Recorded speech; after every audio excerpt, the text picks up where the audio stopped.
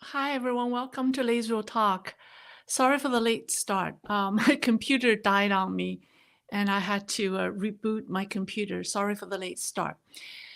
All right, since the time the CCP held its much delayed third plenum in mid-July, various rumors about Xi Jinping losing health and losing power have persisted. 3 months have passed. When we put things into perspective, the rumors were not entirely without merit.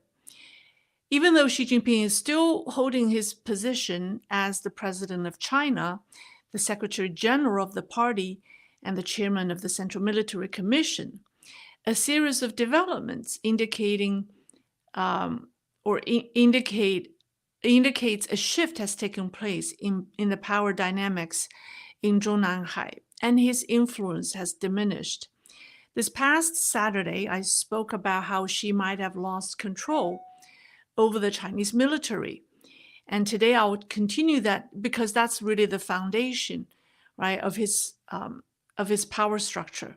So today I'll continue the discussion and I'll talk about how his political influence has been diminished or is diminishing, has been diminished. So the weakening of Xi's power may be good news to many of us, but it also means that CCP's political landscape has entered a volatile and chaotic phase, and the unpredictability of the regime may make it more dangerous. But that's a topic for a future program. Today, I'll first give you a list of 15 fact-based events indicating Xi's waning power, or 15 events supporting or substantiating my claim that his power, his influence has been weakening or has been weakened. You have heard some of the 15 events in my past various live streams, but I've never compiled them in such a complete format, and you'll hear about them first. Then we'll discuss what drove this power shift, what could possibly be behind these 15 events. And that part is a speculative analysis. All right, so let's get started. So first we'll review a series of events. I think it's 15. I counted. I hope it's 15 because I added a few more events. So if it goes beyond 15, that's why. All right, so the first one was on July 15th. On the very day the third plenum opened, Xinhua editorial, it's a major editorial piece called Xi Jinping the Reformist, which praised Xi Jinping as a reformist with accomplishments on par with that of Deng Xiaoping. Lasted only a few hours before it's completely removed from the internet. I mentioned this before, right? That's the first event. The second event was the plenum was an important event for the CCP to discuss the economy. It was supposed to be held last fall, but was postponed until this summer. But the state media outlets collectively remained silent on this highly anticipated conference when it was in session with no news reports. Meanwhile, rumors from various sources had it that Xi Jinping had a stroke on the first day of the event. And on the same day, this rumor started to spread. The word stroke became one of the hottest words on Chinese search engine Baidu. And I actually have that. You can actually see. And then because it was so popular, Baidu censored the word stroke. So the word became unsearchable. Could you imagine a common word like stroke is not searchable on Google? It produced no search results. Okay. But I think that gesture somehow indirectly confirmed that the word stroke or stroke became politically sensitive. It indirectly confirmed that something that the CCP leadership was very sensitive about stroke. It further fueled the speculations that Xi Jinping had a stroke. The third event was on July 18th, which was the closing day of the third plenum. CCTV finally covered the event with a news piece. However, it used old footage of Xi Jinping. The footage used in that news piece was not consistent. I did a program on that before. I've remembered, and they even altered the Xi Jinping's tie. They used the same footage but changed the pattern, wiped out the pattern of the tie he wore. So that was on the 18th. And then on July 19th, the day after the third plenum, state media had a news piece about Xi Jinping hosting a seminar soliciting advices from experts about developing Chinese-style reforms. But if you read the content carefully, you'd find that the meeting took place 2 months ago on May 20th. So on that day, Xinhua reported the events of all the other 5 Politburo Standing Committee members, except Xi Jinping and Cai Qi. So the question is, why would Xinhua use a 2-month-old event, for Xi Jinping, but use current events for all the other? I mean, Xi Jinping and Cai Qi, they attend events together. Cai Qi is like Xi Jinping's personal attendant. He goes where the big boss goes. So why would Xinhua reported current day events for the other 5 Politburo members, but used an old event for Xi Jinping? And also on July 19th, former Vietnamese leader Yuan Phu-Truong died.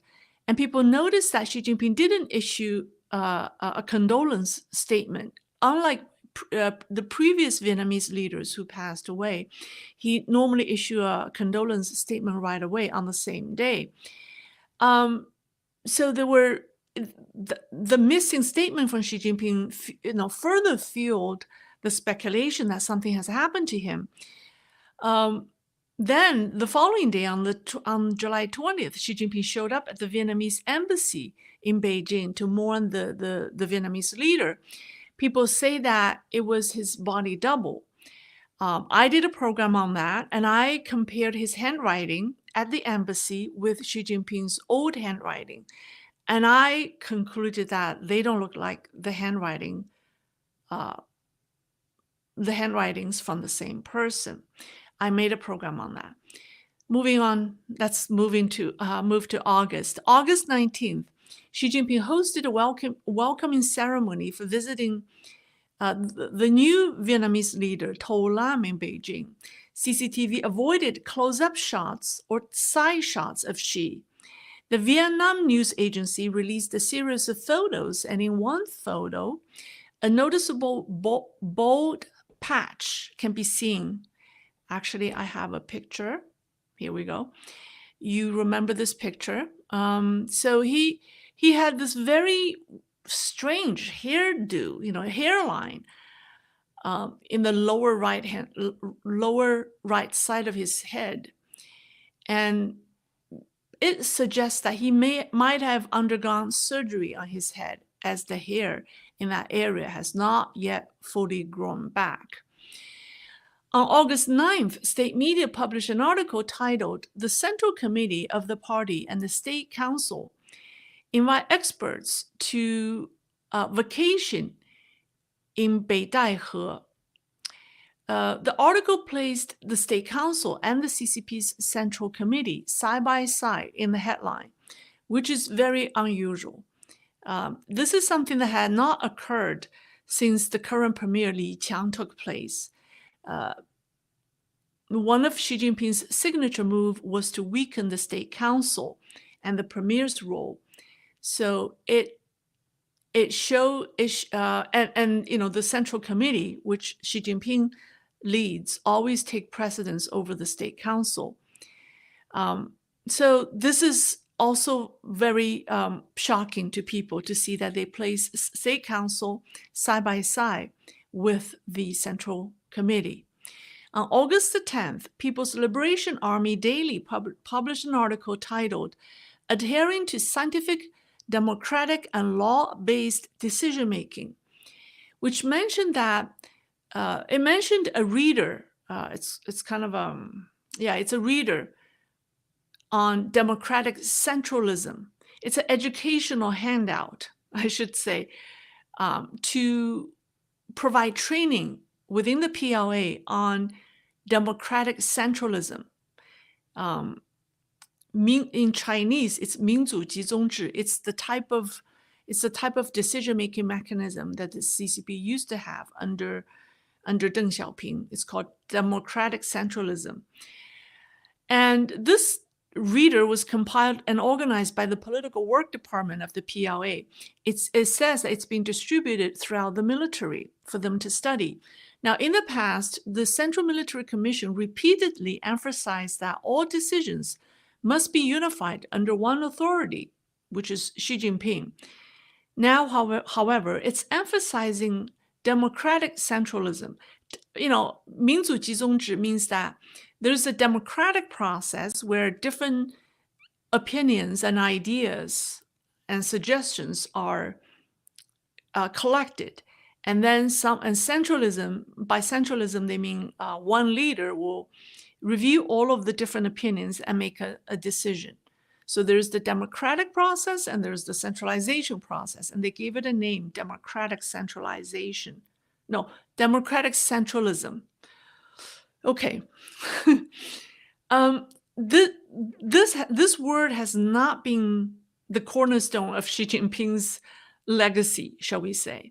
So the sudden push across the military to study democratic centralism signals that something significant is happening, that the military and the CCP are no longer emphasizing the ultimate central authority, which is Xi Jinping. I mean, up until that point, they had been consistently reminding everyone that there's only one decision maker. There's only one authority within the party, within the military. But all of a sudden, they're sending out training materials to educate the entire PLA on this democratic centralism. On August 22nd, on Deng Xiaoping's 120th birthday, Xi Jinping attended a high-profile event and gave a 6,000-word speech and sang praises to Deng Xiaoping. This is quite a change from his intolerance of Deng's legacy. I mean, we all know the Deng family and the Xi family don't see eye to eye. So this is very, very, it's a sudden change of heart by Xi Jinping to start singing praises to Deng Xiaoping. Now let's move into September. September 6th, the CPC News website has had an editorial titled, Let's Promote Reformists and Demote Non-Reformists. I actually have a picture of that. Yeah, here I did a screenshot of that. And this is very interesting. We all, the title says, let's promote reformists and demote non-reformists. It seems contradictory to Xi Jinping's preference of non-reformists. Just think about the mysterious death of one major reformist, the former premier Li Keqiang, who died just a year ago, right, in October last year. So how come all of a sudden, you have the CPC News website saying, let's promote reformists and demote non-reformists. September 13th, this is event number 10. The sudden demotion of a party secretary of Jilin province, Jing Junhai. I have a picture of him. Oh, not this one. Oh yeah, this is the military, the news report on the military, on the PLA Daily, which talked about this the reader on the democratic centralism. That's the screenshot of that news piece, and this is the this is the CPC News website. Let's talk about this guy. His name is Jing Junhai. He was the party secretary of Jilin province. His demotion on September 13th shocked many people. Now, this man is known to be the person who built the elaborate mausoleum for Xi Jinping's father, Xi Jinping, in Shanxi. Remember the elaborate, there was a mausoleum built with a statue of Xi Jinping. It was a gigantic park, memorial park for his father. Now, Jing Junhai, this man is a Shanxi native. He was a deputy minister of the propaganda department and a deputy party secretary of Beijing before becoming the party secretary of Jilin province. His fast track to prominence was the result of building this massive memorial park for Xi Jinping's father. So he's considered one of Xi Jinping's trusted allies. At 63, he's not at retirement age yet. But he was demoted to become what's his new title? He's now the deputy director of the Education, Science, Culture, and Public Health Committee within the National People's Congress. That's an insignificant position as opposed to being the party secretary of one major province. So so despite his repeated excessive expressions of loyalty to Xi Jinping, and despite the fact that he's not at retirement age, his demotion was very eye-catching. So it sparked wide speculation about what has happened to Xi Jinping's loyalists, right? So his demotion adds to the list of demotions we mentioned in the PLA, the list of people who got demoted within the military, right? In my Saturday's live stream. Okay, now I have other dramatic events. Okay, get ready for this. On September 16th, the infamous study app called Study Xi, Strengthen the Nation. It's called 学习强国. If you know Chinese, you know the word 学习 means study. But the Xi of the 学习 is Xi Jinping's last name. So it has dual meaning. It means it could mean study and strengthen the nation, or it could also mean study Xi Jinping, and to strengthen the nation.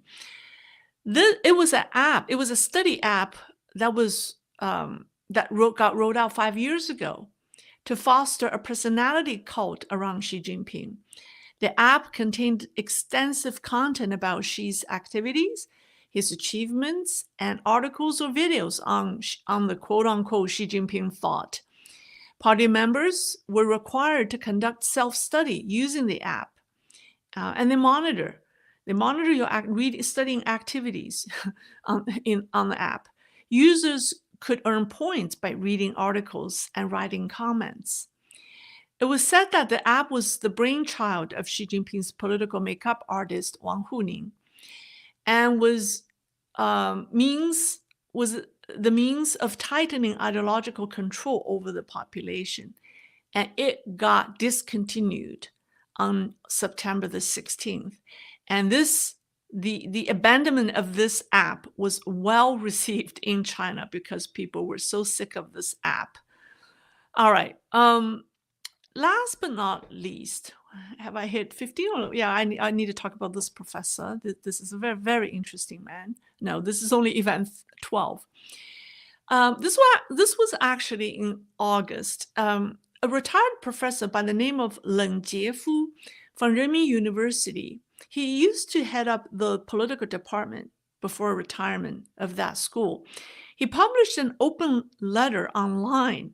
Listen to what he said in the open letter. He wrote in the letter, he said, based on social media information, and he said, Xi Jinping is seriously ill and unable to perform his duties, leaving the full responsibilities of the party, government, and military in the hands of Zhang Youxia and He Weidong, the two vice chairmen of the Central Military Commission.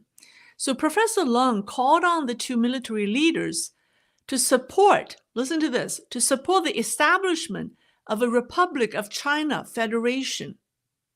Basically, he said to abandon the CCP regime and to establish a Republic of China Federation.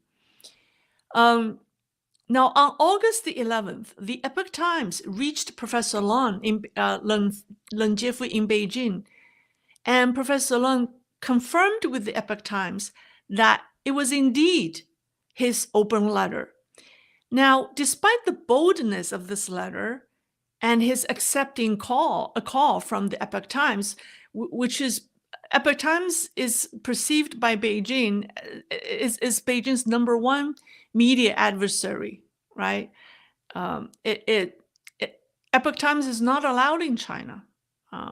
So the fact that nothing has happened to this professor so far, despite the boldness of his open letter and the fact that he actually confirmed it was his letter with Epoch Times, CCP's big media enemy, nothing has happened to this man. And that's amazing. Event number 13. Now, you have heard this one. The sudden rollout of an assortment of economic rescue plans during the last week of September and into October.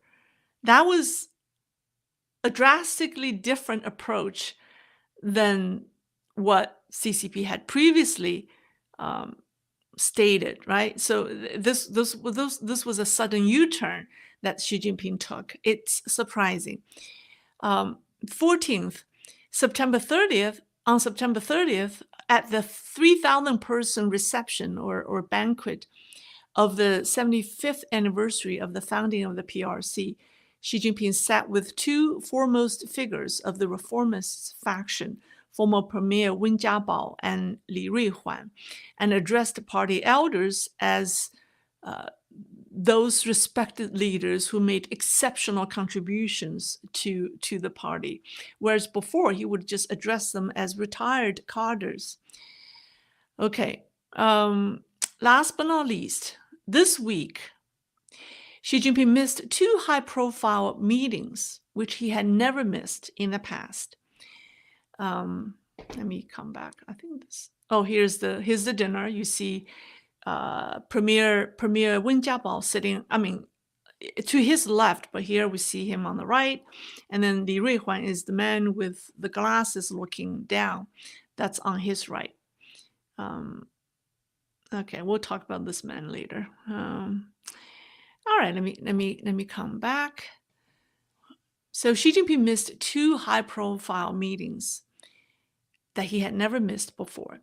The first one is the Red Cross Society of China's 5-year conference.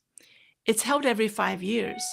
So in 2014 and 2019, Xi Jinping personally attended the event. Not only he brought Premier Li Keqiang, and in 2019 he brought Wang Huning with him, and in 2014 he brought somebody else who was the secretariat of the chief secretariat of the Central Committee, right? So he brought two other Politburo Standing Committee members with him. That's Xi Jinping in 2014 and 2019. Now, even before that, in 2009, then party leader Hu Jintao attended the same conference with his premier, Wen Jiabao, and then Vice President Xi Jinping, and then Vice Premier Li Keqiang. Could you imagine such a high-level delegation attending a 5-year Red Cross event? So why does CCP care so much about the Red Cross?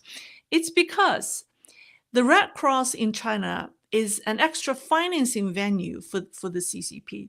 Charity work is a state-controlled function, and ordinary citizens and companies are required to donate to the Red Cross. And the money the Red Cross collects is controlled by the government. So they actually has collected a lot of money. So it's if you think about it, it's like another government agency that just collects money from your citizen, and the funds are used by the government. So it is an important organization within the Chinese government. So this year, Xi Jinping only sent a letter to this event, and his VP, Han Zheng, attended the meeting on his behalf. The second event is the 70th anniversary of the Chinese People's Friendship Association with foreign countries. Xi Jinping did not attend the main conference, but met with the foreign dignitaries who attended the conference in the morning. He sent Vice President Han Zheng to deliver a speech on his behalf.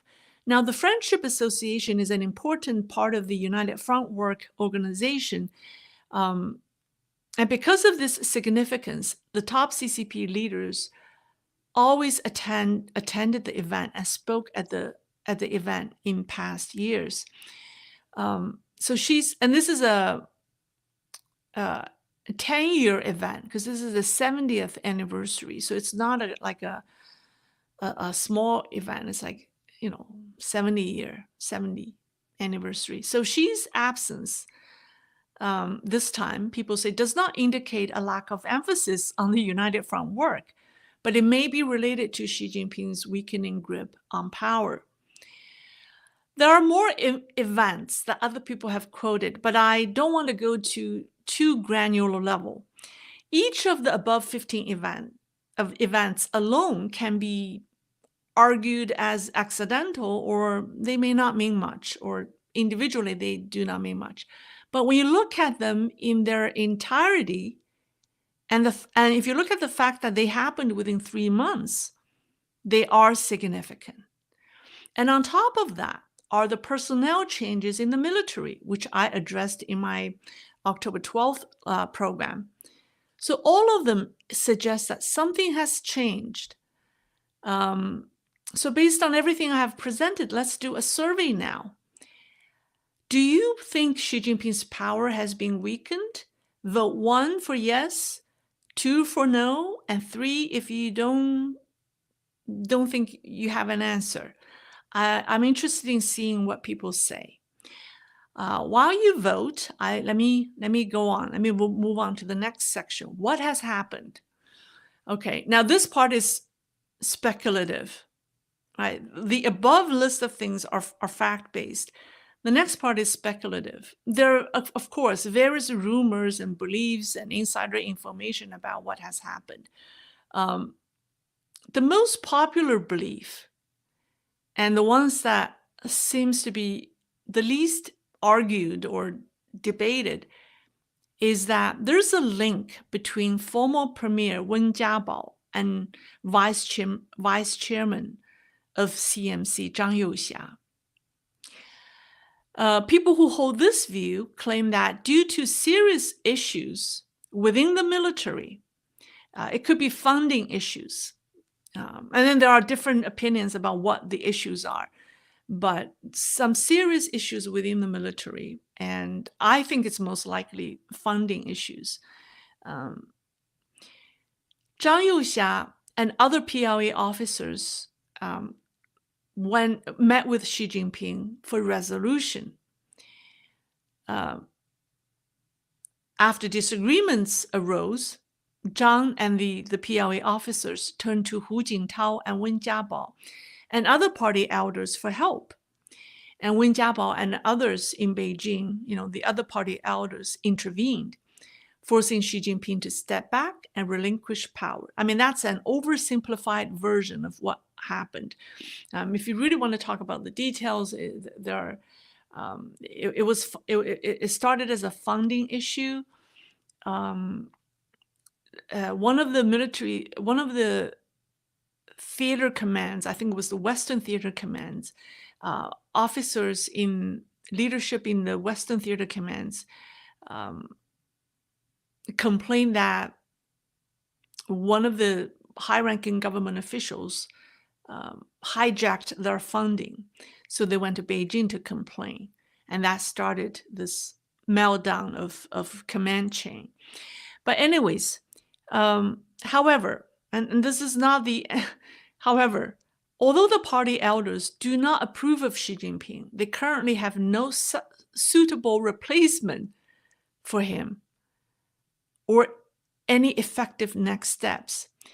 For the time being, they're allowing Xi to remain in office for fear that the regime could collapse instantly if something dramatic happens.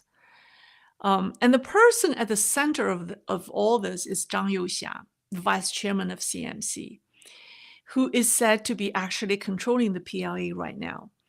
There have been various rumors starting as early as August last year, all pointing to Zhang as having staged a soft coup against Xi. I mean, there are just so many different versions, but the gist of it is that he had a face-off with Xi Jinping.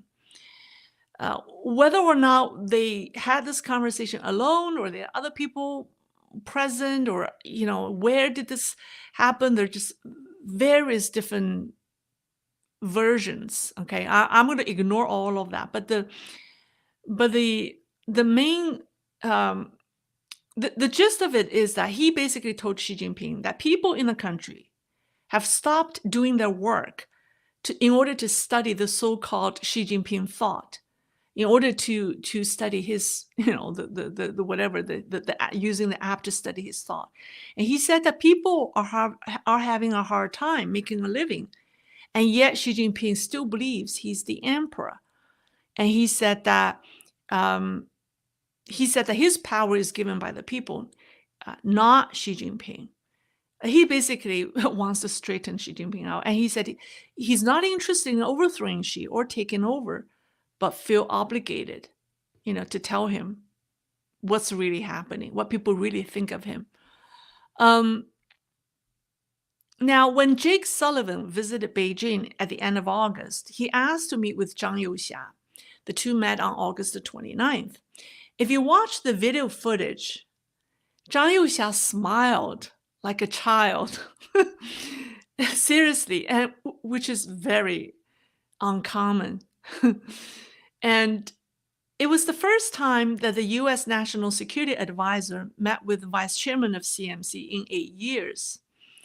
Some say the Americans had sensed some power shift within Zhongnanhai and wanted to meet with Zhang Youxia to assess the situation. You could watch the video to see if you can get anything out of that. Right now, the CCP is facing a dual crisis. One, a leadership crisis centered around Xi Jinping, because he may be suffering from poor health. I mean, the health may not be life-threatening, but he's definitely having some kind of health issues, right, with everything that's been going on. So that's a crisis for the CCP. And number two, a governance crisis affecting the entire party and the government, because the command chain is broken, right? Government officials at different levels have lie flat, doing nothing.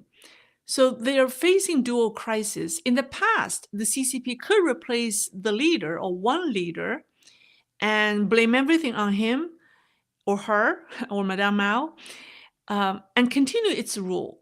But the current situation is more complicated and dangerous.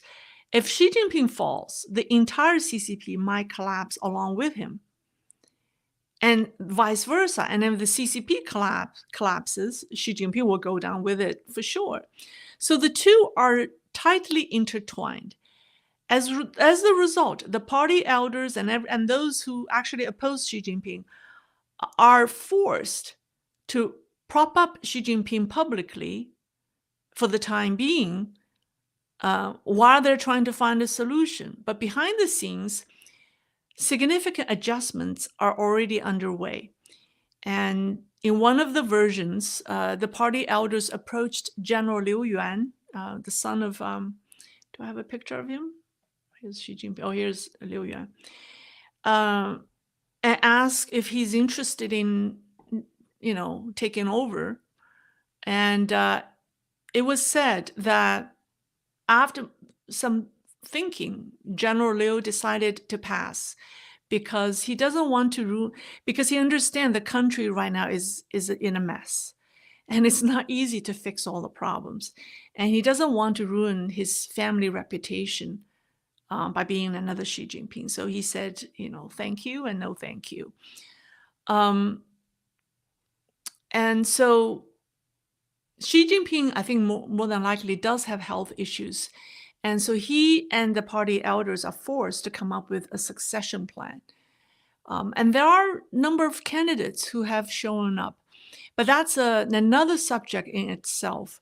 So in my next program, possibly this Thursday or Saturday, I'll talk about who could possibly succeed Xi Jinping in the event something happens to him, or in the event that I think at this point, Xi Jinping probably also is tired.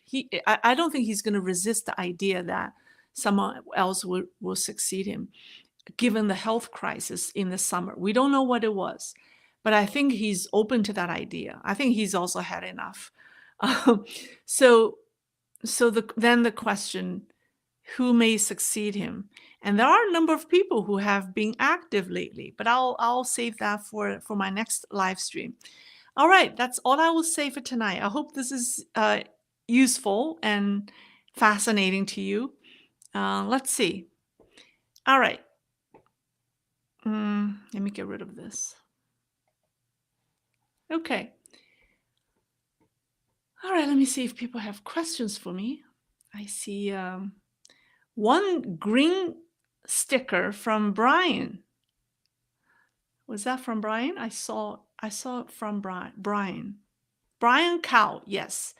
Thank you for the super sticker. All right.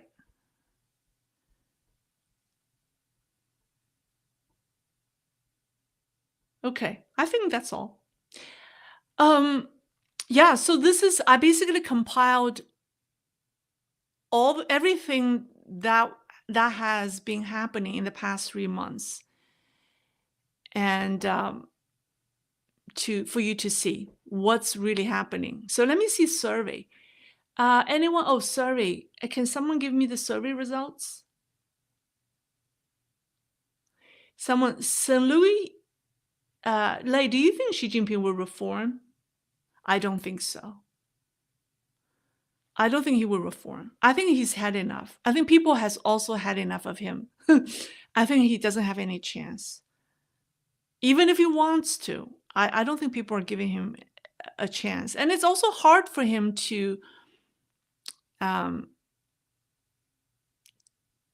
make a 180-degree turn. I mean, the only justification he has to make a 180-degree turn is he's not going to be around for very long. They're finding someone to succeed him, or they're finding a way for him to exit. I think that's why he's like, okay, whatever, you guys, if you want to rescue the economy, go right ahead.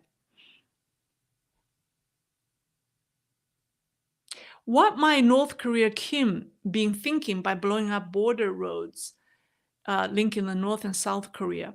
Is Kim still in good terms with Xi?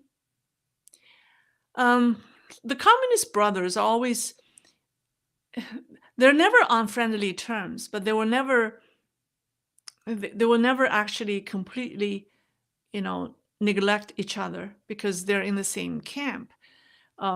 I think Kim burned blow up the border roads to save face, because the South Korea dropped some leaflets that showed the price of the watch that Kim Jong-un wears, and also the price of is it Dior?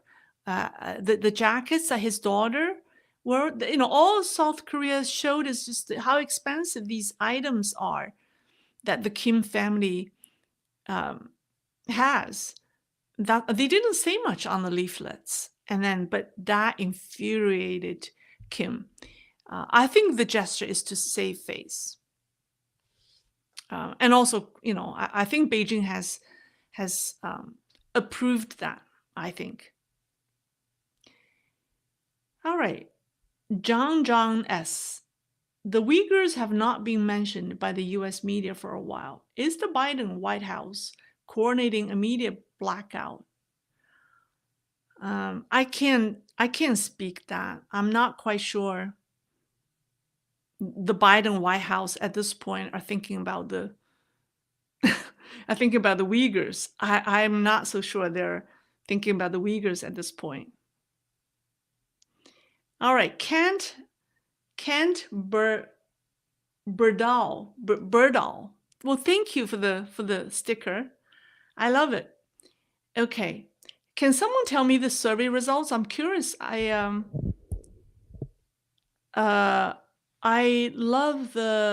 I want to see the survey results. Can someone show me what the percentage are? David Lopan, I've been getting a lot of people interested in your show. The long form format on dedicated subject is greatly appreciated, especially regarding China and Russia cooperation. Okay, yes. I will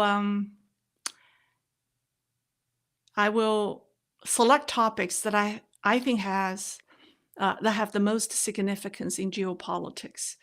Uh, all right, I'm interested in seeing thank you for telling people about my show. I want to see survey. Here we go. 61% said yes. 61%. So majority of the people think his power has weakened. Yeah, that's the consensus. Like I said last time, many of the China observers disagree during the summer over the rumors that Xi Jinping had lost power, Xi Jinping has lost health. A lot of people suspect that was the case, but now they all agree that there's a power shift in Zhongnanhai. Something has happened.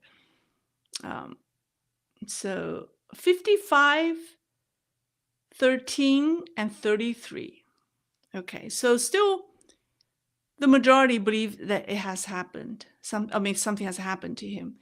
DB, what do you think this transfer of power means for Taiwan and the South China Sea territorial disputes at large? I think it may not be good because I don't think, within the CCP organization, there's never a peaceful transfer of power. It has never happened. So many people show their concern about what will happen in the next couple of months because things can be ugly, and this and we don't even know who will be in power. Like when Mao died, there was a period of chaos, right? Hua Guofeng was running the show, but then he collaborated with Deng Xiaoping to overthrow Madame Mao and her gang of four, and then Hua himself was overthrown. So it was a period of a year or maybe over a year when things were chaotic internally. But back then, China was isolated, so its chaos had no impact geopolitically. But now China is everywhere, so internal chaos could be more dangerous for other countries because of this lack of control, the lack of accountability, and every faction may want to use CCP's influence in the international stage as a bargaining chip internally, right, to intimidate or to bargain with their opponents. So things can get ugly internationally. So I don't expect a peaceful. Like I said in the beginning of this live stream, many people think, oh, this is a positive thing. If Xi Jinping loses power, great. And if the rhetorics are embracing the reformists, then it's good. We'll at least have some order being put back. That's not the case. They're just saying that for the time being because they know if they continue the path where Xi Jinping is heading, it's too dangerous. The regime will collapse. So they're just pulling him back, but they're trying to figure out what's happening. And there's, I think, ugly power struggles right now. I don't think it's going to be peaceful for the next couple of months.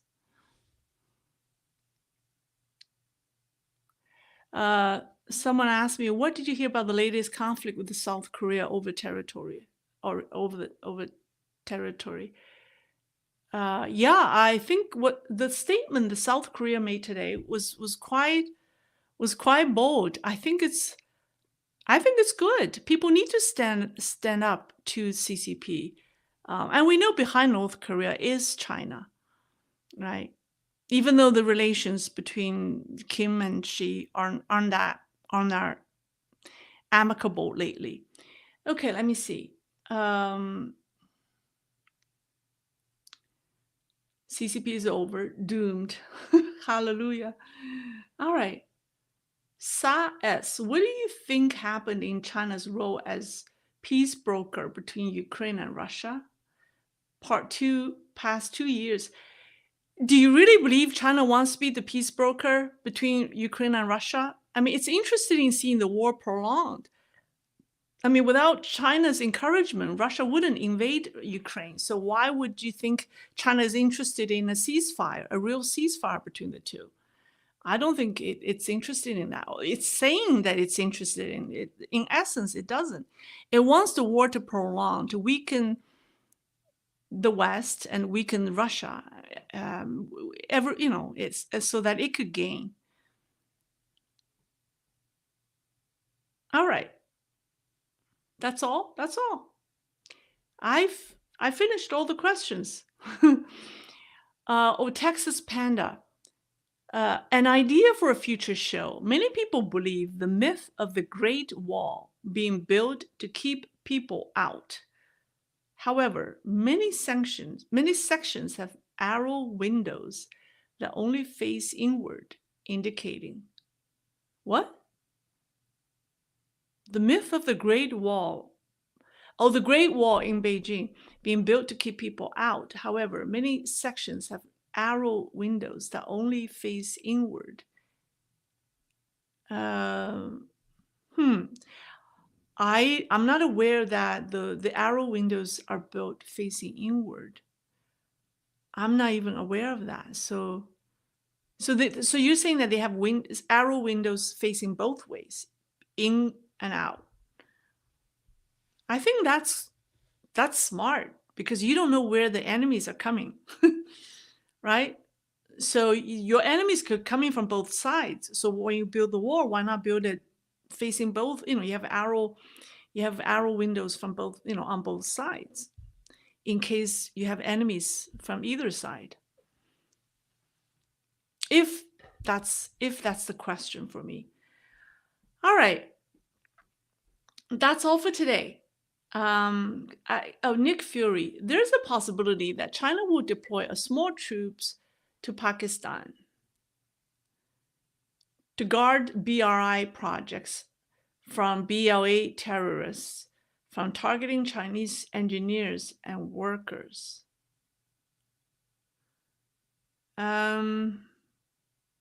Is there a possibility? I think right now, I mean, these are all ideas, but I think right now, why I want to talk about Xi Jinping losing power, who's making that decision right now? I think right now there's a power vacuum. Who's making the decision to send a small troops to Pakistan? I think the Chinese government, other than Premier Li Qiang and the State Council, the officials in the State Council may be still working. The other people, I don't know. I don't know if they're still making, decisions. All right, that's all. I will see you later. Thank you for joining. Okay, I'll see you next time. Bye-bye.